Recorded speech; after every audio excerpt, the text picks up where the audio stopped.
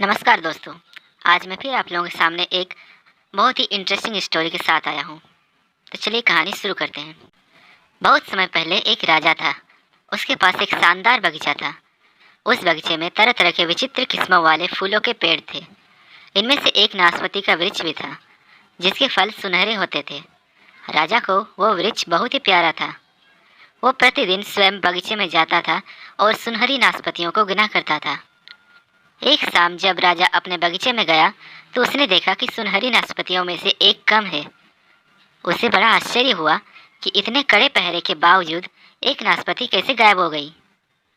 राजा के 3 बेटे थे और तीनों ही बड़े ही आज्ञापालक और होनहार थे।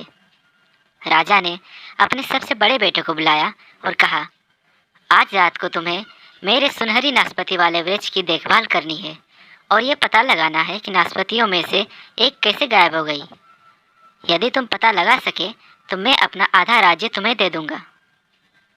बड़े राजकुमार ने राजा को विश्वास दिलाया कि वो चोर को अवश्य पकड़ लेगा। रात होते ही बड़ा राजकुमार अपनी बंदूक लेकर बगीचे में गया और सुनहरी नाशपाती के पेड़ के नीचे बैठ गया। आधी रात को उसके कानों में बड़ी ही मधुर धुन सुनाई दी। उस धुन को सुनते ही वो सब कुछ भूल गया और सो गया।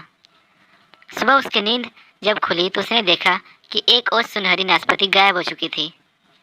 दूसरे दिन राजा को यह बात पता चला तो उसने अपने मंझले बेटे को बुलाया और उससे कहा, यदि तुम सुनहरी नाशपाती के चोर को पकड़ लोगे तो मैं अपना आधा राज्य पुरस्कार में तुझे दूंगा। मंझले राजकुमार ने भी राजा को विश्वास दिलाया कि वो चोर को अवश्य पकड़ लेगा। अगली रात को मंझले राजकुमार ने भी अपनी बंदूक उठाई और बगीचे में जाकर उस वृक्ष के नीचे बैठ गया। आधी रात को तो सब कुछ ठीक रहा, पर आधी रात के बीतने के बाद ही उसके कानों में वैसी ही एक मधुर धुन सुनाई पड़ी और वो सब कुछ भूलकर गहरी नींद में सो गया। अगले दिन सवेरे जब वो जागा तो एक और नाशपाती गायब हो चुकी थी। राजा बहुत निराश हो चुका था। उसने अपने तीसरे छोटे बेटे को बुलाया। उससे कहा, यद्यपि तुम अपने दोनों भाइयों में से बहुत छोटे हो, किंतु फिर भी मुझे उम्मीद है कि तुम चोर को पकड़ने की पूरी कोशिश करोगे। छोटे राजकुमार ने भी राजा को वैसा ही विश्वास दिलाया जैसा कि उसके बड़े भाइयों ने दिलाया था। छोटा राजकुमार अपने दोनों बड़े भाइयों से अधिक चालाक था। उसने बगीचे में जाने से पहले अपने दोनों कानों में अच्छी तरह रुई ठूस ली। आधी रात को फिर वैसे ही मधुर धुन बजने लगी।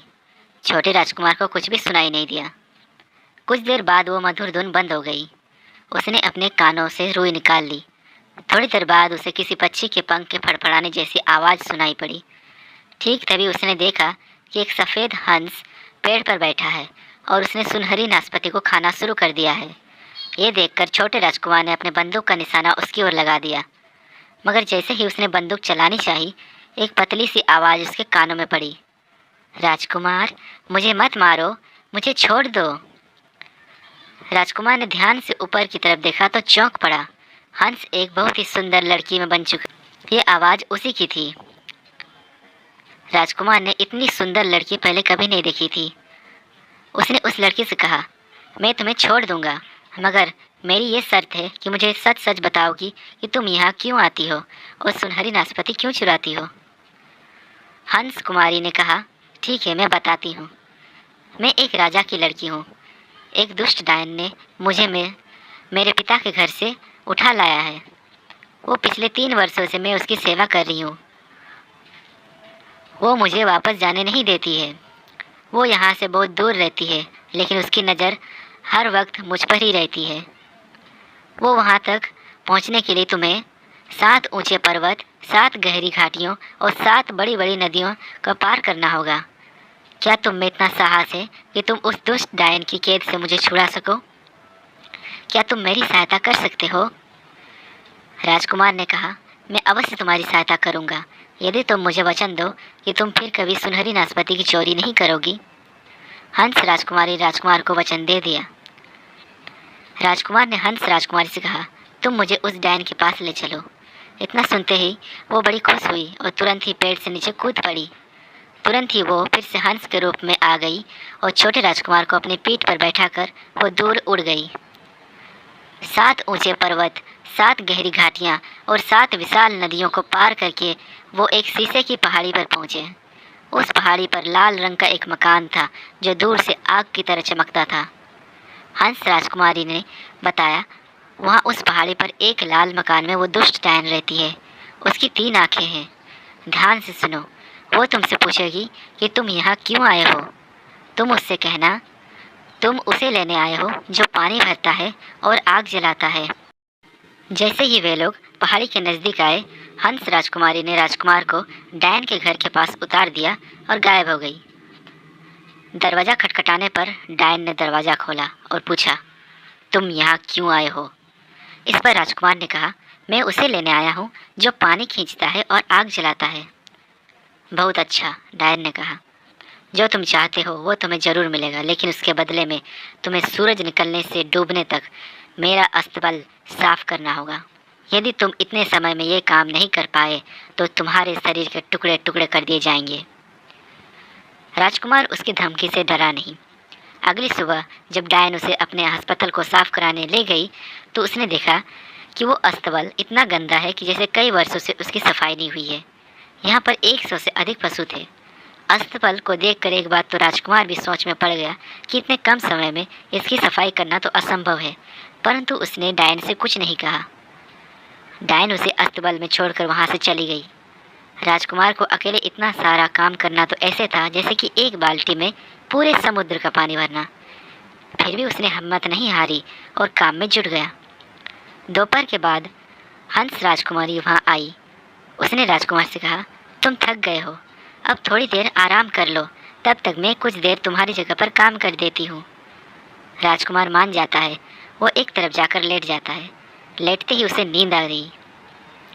जब राजकुमार सोकर उठता है तो हंस राजकुमारी जा चुकी थी और सूरज ढलने जा रहा था।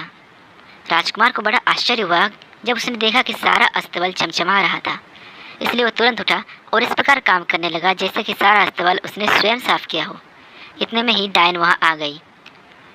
उसने अस्तबल को अच्छी तरह देखा, फिर राजकुमार से बोली, यह सारा काम तुमने अकेले नहीं किया है, तुम्हें दूसरा काम भी करना पड़ेगा। कुछ भी कहो, लेकिन मुझे वो व्यक्ति चाहिए जो पानी खींचता है और आग जलाता है। डायन ने कहा, तुम्हें अस्तबल की छत बनानी होगी और इसके लिए तुम्हें चिड़ियों के पंख इकट्ठे करने होंगे, लेकिन कहीं भी एक जैसे रंग वाले 2 पंख मत लगाना। और याद रखो, ये सारा काम भी तुम्हें कल सूर्य निकलने पर शुरू करना है और सूर्य डूबते ही खत्म कर लेना है। तभी तुम जिसे चाहते हो वो तुम्हें मिल सकेगी। और यदि तुम ये काम समय पर पूरा नहीं कर सके तो तुम्हारे शरीर के टुकड़े टुकड़े कर दिए जाएंगे। अगले दिन सुबह राजकुमार ने अस्तबल की छत बनानी शुरू कर दी, मगर वो चिड़ियों के पंख इकट्ठे नहीं कर सका। इसलिए उसने अपनी बंदूक उठाई और चिड़ियों को मारने के लिए मैदान जा पहुंचा। इतने में ही हंस राजकुमारी वहां आ गई। उसने राजकुमार से कहा, तुम थक गए हो, थोड़ा आराम कर लो, तब तक मैं तुम्हारी जगह काम करती हूँ। राजकुमार आराम करने लगा। जल्दी ही उसे गहरी नींद में आ जाती है और सो जाता है। जब वो जगा तो सूरज छिपने वाला था और रंग बिरंगे पंखों से पूरी छत बन चुकी थी। तभी उसे डायन के पैरों की आवाज़ सुनाई पड़ी। वो उठ बैठा और ऐसे अभिनय करने लगा जैसे अभी अभी उसका काम खत्म हुआ हो।